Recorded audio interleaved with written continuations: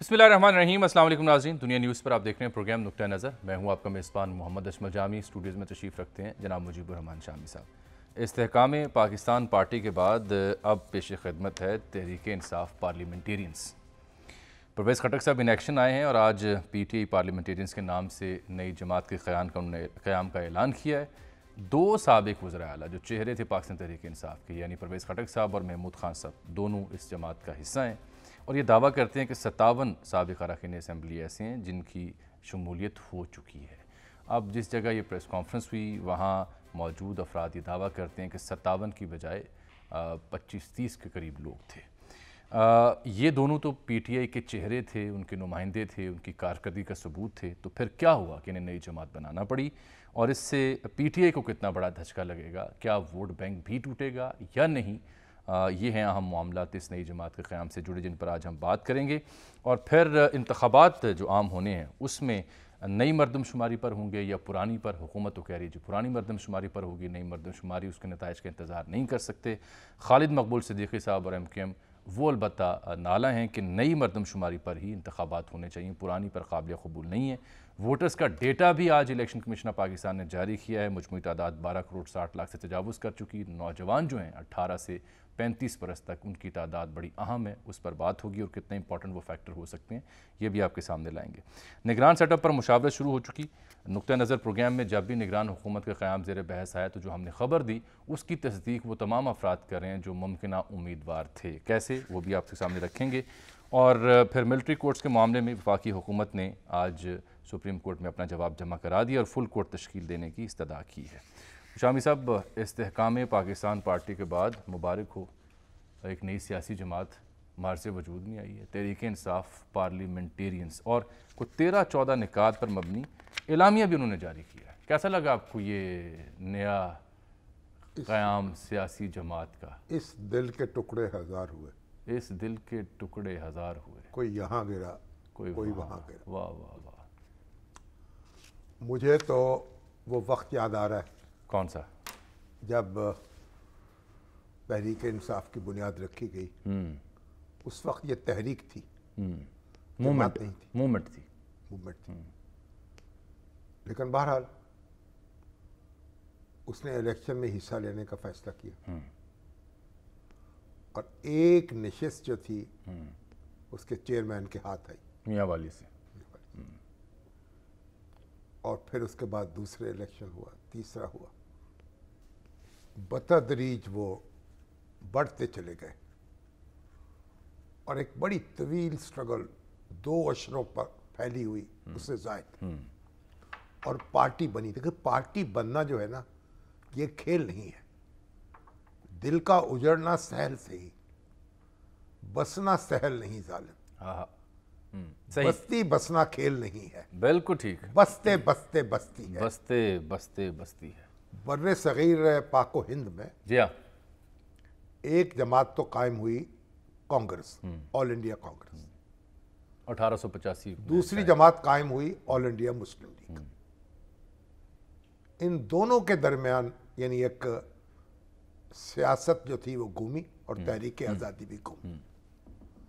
जब पाकिस्तान कायम हुआ तो उसके बाद एक तो अवामी लीग की बुनियाद पड़ी जी, फिर एक जमात पीपल्स पार्टी बनी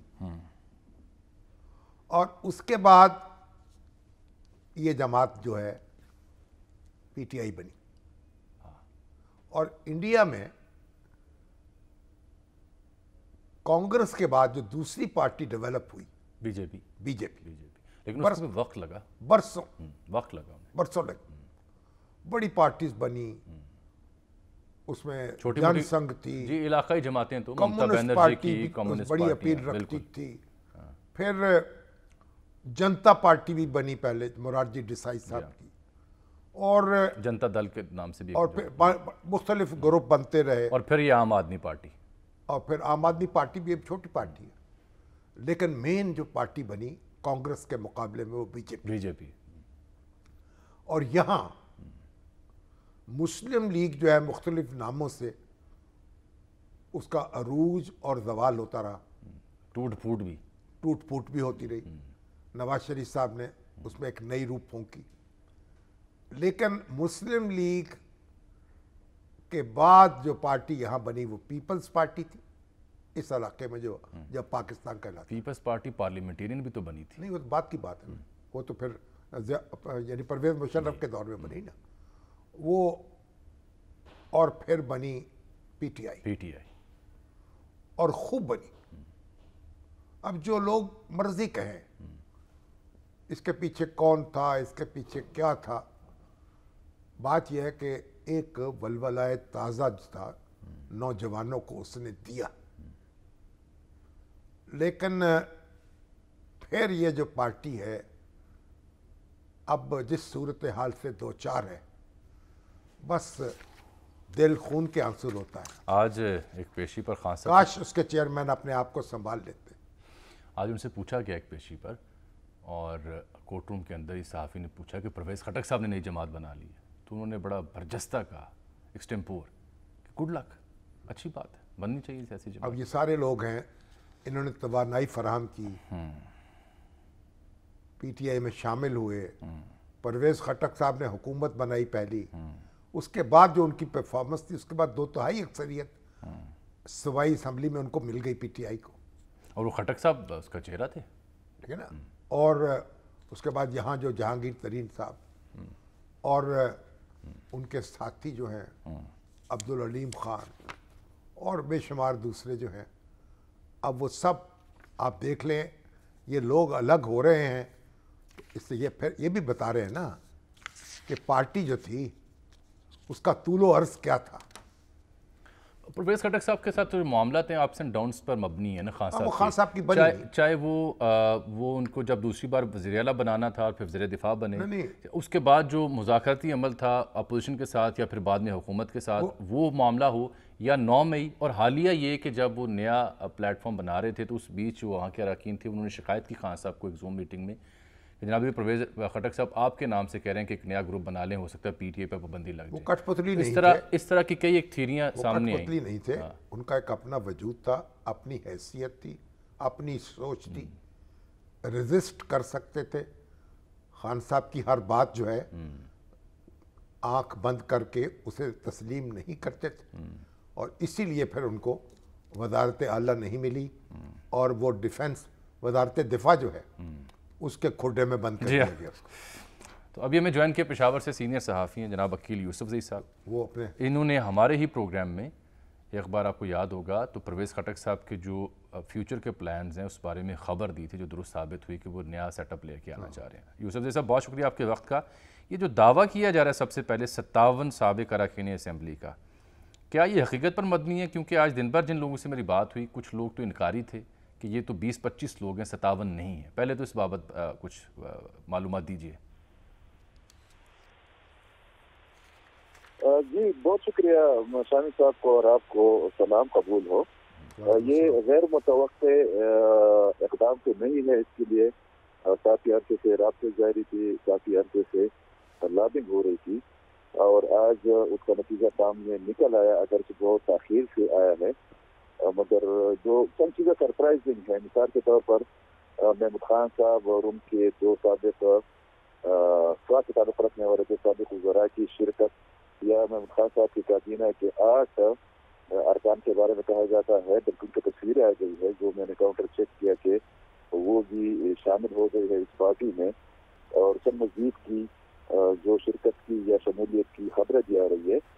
یعنی صاحب جو میری پاس اطلاعات ہے اس میں یہ ہے کہ 37 سابق ایم این ایز اور ایم پی ایز آج اس پارٹی میں یا اس تقریب میں شامل ہو گئے ہیں, اور 57 کے بارے میں یا 60 کے بارے میں کہا جاتا ہے کہ وہ شامل ہوں گے. مطلب مجموعی تعداد بنے گی 60 کے لگ بھگ.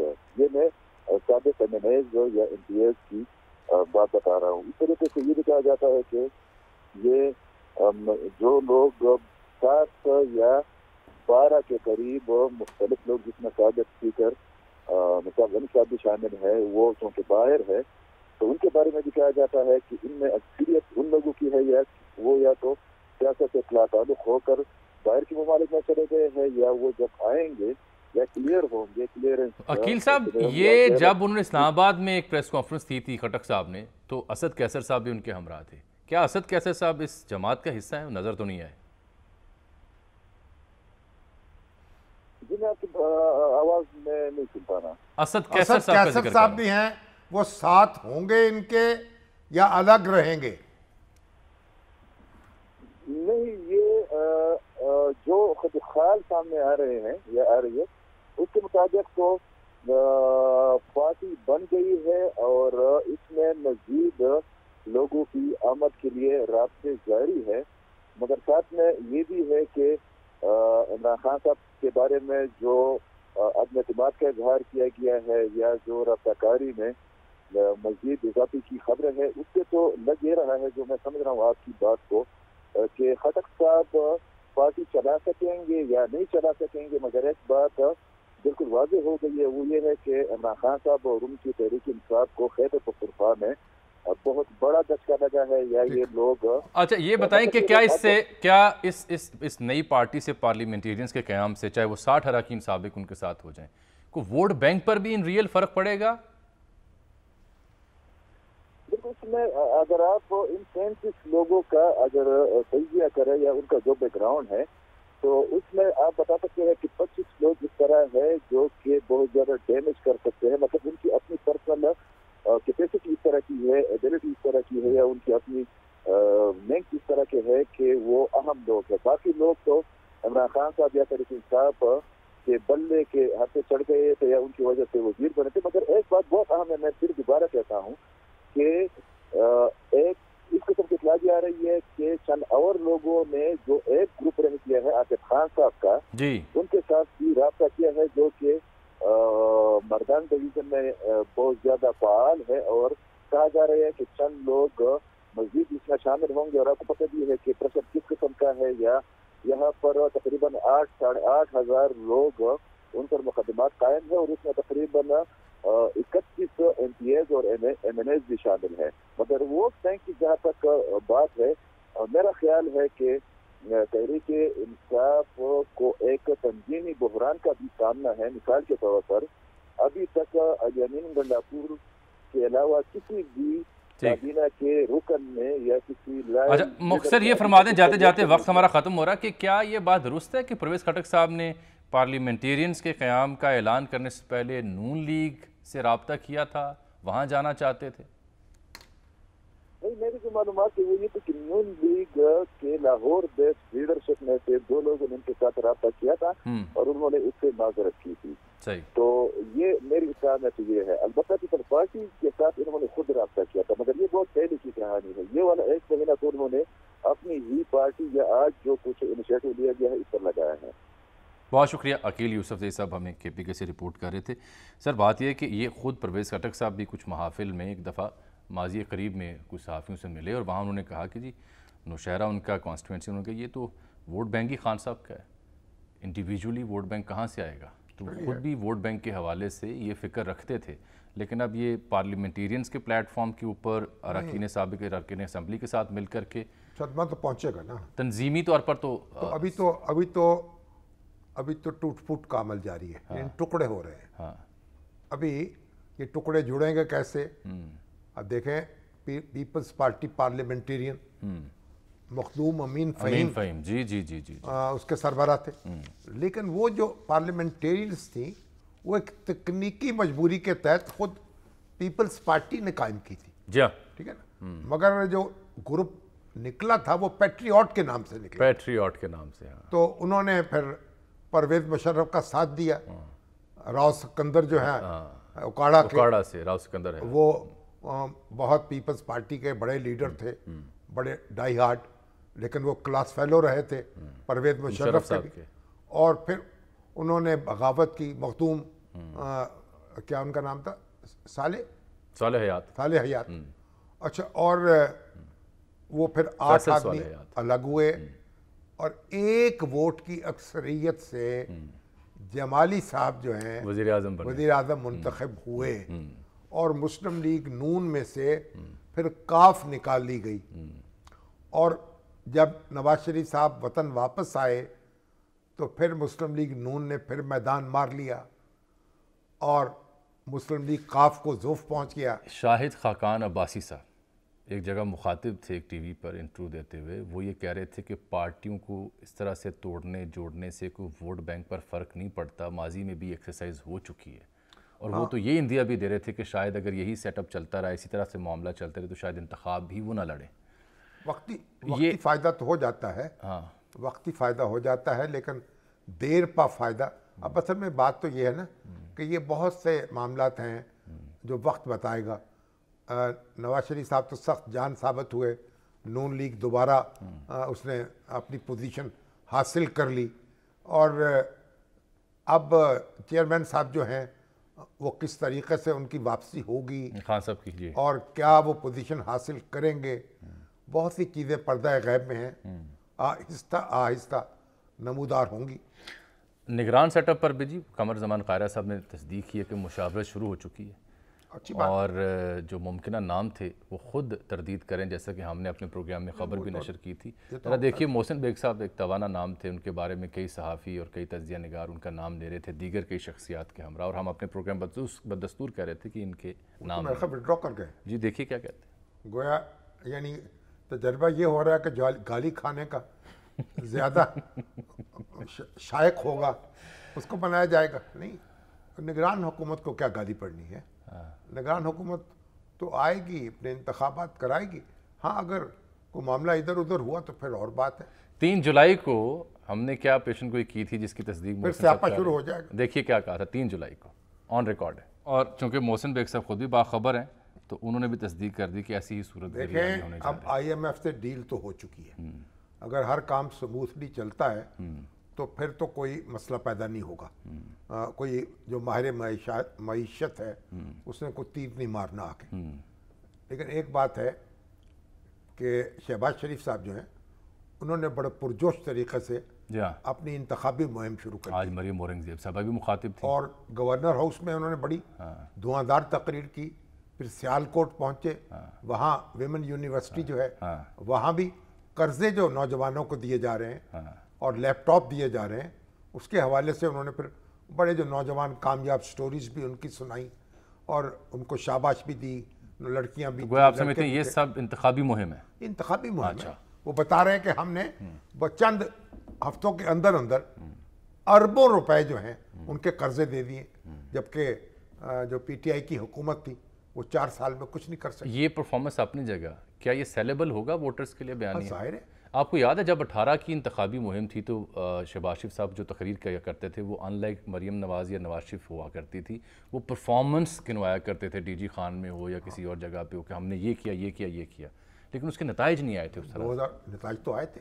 सबसे बड़ी पार्टी तो पंजाब में मुस्लिम लीग नून थी, वो तो फिर जो मुख्तदर ताकतें थी, नताइज नहीं आए थे, मुख्तदर हल्के जो थे। नताइज आना एक और चीज़ है, मगर 2013 में तो उन्होंने मैदान मारा था, उस वक्त भी उनकी परफॉर्मेंस की बात होती थी, और अब भी पंजाब स्पीड की और शहबाज स्पीड की बात होती। तो इसमें तो कोई शुबा नहीं कि बहुत कम वक्त में उन्होंने बहुत सा काम किया है।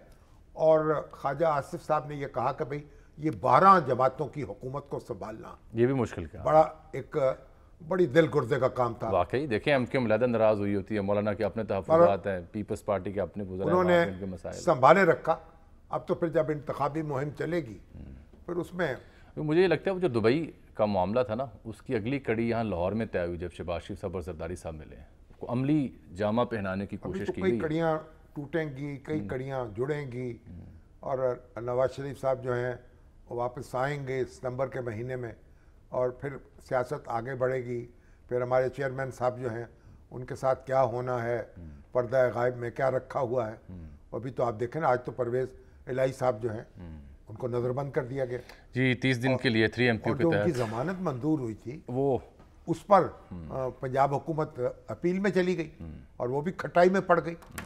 और इसी तरीके से जो चेयरमैन साहब हैं उनके ऊपर जो तोशाखाना केस है, अब उससे भी जगता है कि खबर ये है कि जुलाई के आखिरी हफ्ते से ऑनवर्ड जो उनके केसेस हैं उसकी वो संजीदगी से टेकअप किए जाएंगे और वो शायद मंतकी अंजाम तक बड़ी कामयाबी से उन्होंने मामलात को आगे धकेला है, रिलीफ लिया, हेयरिंग ना हो सके। देखिए यही टेक्नोलॉजी है یہی ٹیکنالوجی ہے. یہ زرداری صاحب کی پی ایچ ڈی ہے اس میں, تو اور یہی ہمارے ٹیکنالوجی اعتزاز احسن صاحب کی بھی. نہیں, تو یہی ٹیکنالوجی خان صاحب سیاسی طور پر بھی آپٹ کر لیتے, وہاں نواز کیسے؟ شریف صاحب جو تھے ہاں. یہ ٹیکنالوجی استعمال نہیں کر سکے.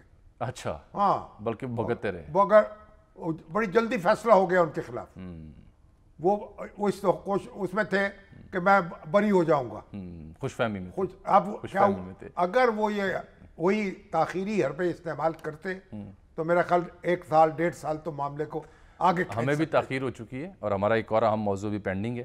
عام انتخابات پرانی مردم شماری پر ہوں گے یا نئی پر ہوں گے, اور ووٹرز کا جو ڈیٹا ہے اس پہ بات کر لیتے ہیں. ایک بریک ناظرین آیا چاہتی شام سے, بریک کے بعد واپس آتے ہیں. ایک بریک کے بعد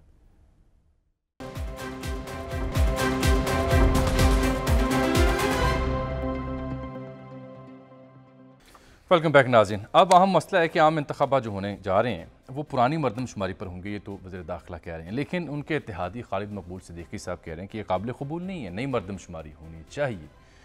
تو انتخابات کس شمار کے تحت ہوں گے, اس سے تحفظات کیا ہیں اتحادیوں کو, کیا مسائل جنم دے سکتے ہیں, اور کیا نئی مردم شماری کا انتظار ہو سکتا ہے, اس سے کیا تکنیکی پہلو سامنے آئیں گے, تاخیر ہوگی یا نہیں ہوگی.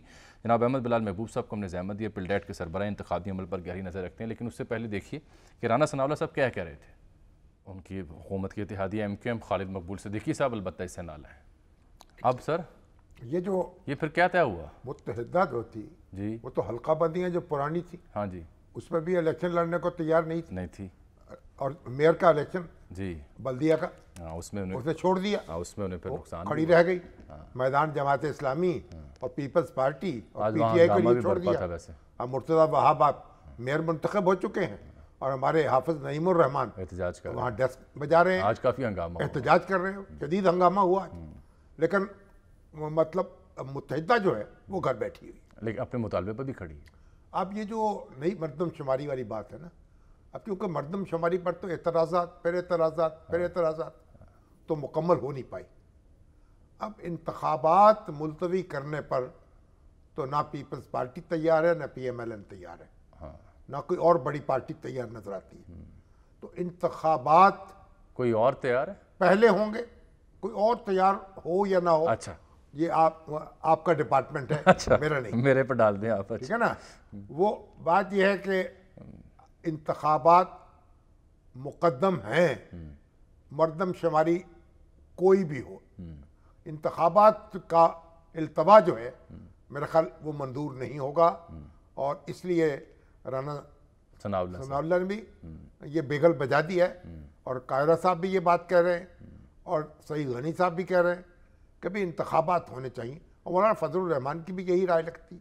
احمد صاحب آپ کیا سمجھتے ہیں اب یہ ایشو کتنا اہم ہو جائے گا, اور کیا اس کی بنیاد پر انتخابات کا التوا ممکن ہوگا؟ بہت شکریہ جامی صاحب. میرے خیال میں تو شامی صاحب نے جو کہا ہے یہی مناسب ہے, اور باقی لیڈر بھی یہی کہہ رہے ہیں, لیکن اس میں ایک قانونی اور آئینی نقطہ بھی ہے. جی, خالد مقبول صدیقی صاحب کا جو اعتراض ہے وہ بہت ہی وزنی ہے. مجھے خود بھی اس بات کا ادراک ہے کہ کراچی میں خاص طور پہ مردم شماری میں بہت سی خرابیاں تھیں, ان کے اوپر ان کو اعتراض تھا, اور 2017 میں بھی تھا.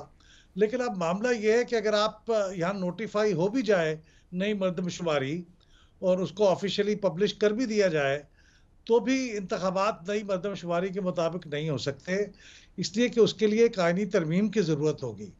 جو آرٹیکل 51(3) ہے, جس کے اندر صوبوں کی ایلوکیشن کی گئی ہے قومی اسمبلی کی نشستوں کی, وہ جب تک نہیں بدلے گی نئی آبادی کے مطابق, تب تک ڈیمارکیشن آف کانسٹیچوئنسیز نئی حلقہ بندیاں نہیں ہو پائیں گی. تو یہ بدقسمتی ہے کہ اتنی 2/3 میجورٹی قومی اسمبلی میں بچی ہی نہیں پی ٹی آئی کے استعفے کے بعد. تو خالد مقبول صدیقی صاحب کو, ایم کے ایم کو, اس جو صورتحال ہے اس حقیقت کا ادراک کرنا چاہیے, اور اس پہ اصرار نہیں کرنا چاہیے, کیونکہ وہ ڈیلے ہو بھی جائے, انتخابات بھی ڈیلے ہو جائیں خدا نہ خواستہ, تو بھی اس کا فائدہ نہیں ہوگا, کیونکہ ترمیم تو ہو نہیں سکتی قائم کے اندر. اچھا آپ یہ بتائیے کہ یہ سپریم کورٹ کا دروازہ تو کھٹکھٹایا جا سکتا ہے نا؟ جی, سپریم کورٹ کا دروازہ اگر کھٹکھٹا بھی لیں گے تو بھی کیا ہوگا, کیونکہ اس کے لیے تو پھر بھی ضرورت آئینی ترمیم کی تو باقی رہے گی. کیا سپریم کورٹ اپنے طور پہ کوئی آئینی ترمیم کر دے گی؟ کر تو سکتی ہے, لیکن یہ ہے بڑا مشکل کام کہ اگر کسی کوئی سپریم کورٹ تو فوجی قیادت کو اجازت دے سکتی ہے کہ آپ ترمیم کر لیجئے، تو اپنے آپ کو اجازت دینے میں کیا مضائقہ ہوگا؟ جی ہاں، کر سکتی ہے. جیسے ڈیفیکشن کلاز کے بارے میں انہوں نے ایک انٹرپریٹیشن کر دی تھی، لیکن میرے خیال میں آئین لکھ دیا تھا گویا نئے سرے سے. تو جناب آیا آپ چاہتے ہیں کہ الیکشن ہو جائیں، جیسے بھی ہوں، جس طرح بھی ہوں، جہاں بھی ہوں، الیکشن ہوں؟ نہیں، ہم یہ تو نہیں چاہتے کہ جیسے بھی ہوں، ہم چاہتے ہیں کہ فری اینڈ فیئر ہوں، ہو بھی جائیں، وقت پہ ہوں اور فری اینڈ فیئر ہوں. تو یہ دونوں تقاضے پورے ہونے چاہیے. کیونکہ اب دیکھیے، پہلے تو ہم یہ کہتے تھے کہ 5 اسمبلیوں کا اکٹھے الیکشن ہونا چاہیے، وہ نہیں ہو رہا تو اس لیے چلیں اس کی پوسٹ پونمنٹ کو قبول کر لیں. لیکن اب تو 5 اسمبلیوں کا انتخاب اکٹھا ہو رہا ہے. اب کوئی ایکسکیوز نہیں بچا، کوئی وجہ نہیں بچی کہ الیکشن کو آگے کیا جائے. اور یہ جو جو سینسس کا معاملہ ہے، یہ بھی اس کا فائدہ نہیں ہوگا ڈیلے کرنے سے، میں نے عرض کیا. تو اس لیے الیکشن ہو ہی جانا چاہیے. چلو پھر احمد صاحب، جاتے جاتے یہ جو الیکشن کمیشن نے ڈیٹا جاری کیا ہے، اس میں یعنی 12 کروڑ 60 لاکھ انہوں نے بتایا رجسٹرڈ ووٹرز ہیں، اور 55% مرد بنتے ہیں اور 46% خواتین بنتی ہیں. اس میں خاص جو نقطہ ہے جس میں مجھے آپ کی رائے چاہیے وہ یہ ہے کہ اگر ہم دیکھیں کہ اس میں 18 سے 45 سال کی جو 3 بریکٹس ہیں، چاہے وہ 18 سے 25 سال کے ہوں یا 26 سے 35 سال ہوں یا 36 سے 45، یعنی 18 سے 45 سال کا جو بریکٹ ہے اس کا مجموعہ 8 کروڑ سے زائد بنتا ہے 12 کروڑ میں سے. واٹ ڈز اٹ اسپیک سر؟ جی ہاں، یہ نوجوانوں کا جو ووٹ ہے نا، جس کو ہم عموماً تو 18 سے 35 سال میں گنتے ہیں، وہ تقریباً کو 45% ہے ٹوٹل ووٹرز کا، جو کہ بہت بڑی تعداد ہے نوجوانوں کے. 18 سے 35 سال، اگر اس میں 45 سال بھی شامل کر لیں تو 50% سے اوپر چلا جاتا ہے. تو نوجوان لیکن ووٹ ڈالتے کم ہیں. اگر وہ ووٹ ڈالنے کے لیے چلے جائیں تو فیصلہ کن قوت وہی ثابت ہوں گے. لیکن جو پچھلے برس ضمنی انتخابات ہوئے، اس کا ٹرن آؤٹ اس بات کا ثبوت تھا کہ اس میں نوجوانوں نے شرکت کی، 50% سے اوپر گیا وہ. جی ہاں، یہ جو پچھلے انتخابات بھی 50% سے اوپر گئے تھے، جنرل الیکشن، اس میں بھی نوجوانوں کی شرکت نسبتاً زیادہ تھی. لیکن پچھلے انتخاب یعنی 2013 سے نسبتاً کم تھی.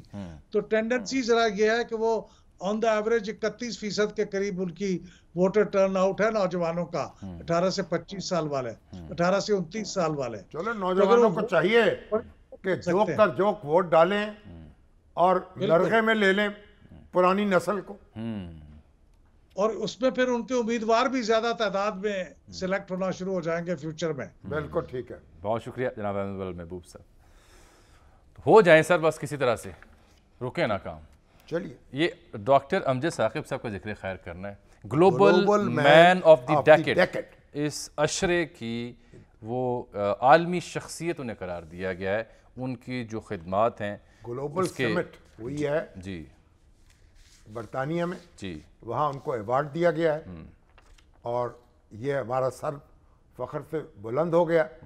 انہوں نے بلا سود قرضے دے کر لاکھوں گھرانے جو ہیں ان کی قسمت بدل دی ہے. انہوں نے یہ اپنا ایوارڈ قوم کے نام کر دیا ہے، پاکستانی قوم کے نام. اللہ تعالیٰ ان کو ہنستا بستا رکھے، وہ اسی طریقے سے قوم کی خدمت کرتے رہیں، غربت اور جہالت کو دور کرتے رہیں، اور پاکستان کو عظیم سے عظیم تر بناتے رہیں. یہ واقعی اعزاز کی بات ہے. ڈاکٹر ان کو امجد سلام ثاقب پیش کرتے ہیں ہم، آپ کا شکریہ اور آپ کو مبارک. آپ نے ہمارا سر اونچا کر دیا. بالکل ٹھیک ہے. اور ایک بات اور، ایک بریک نہ لے لیں، چھوٹی سی ایک بریک لے لیتے ہیں، پھر باقی آپ کی گفتگو سنتے ہیں. ناظرین چھوٹی سی بریک کے بعد واپس حاضر ہوتے ہیں.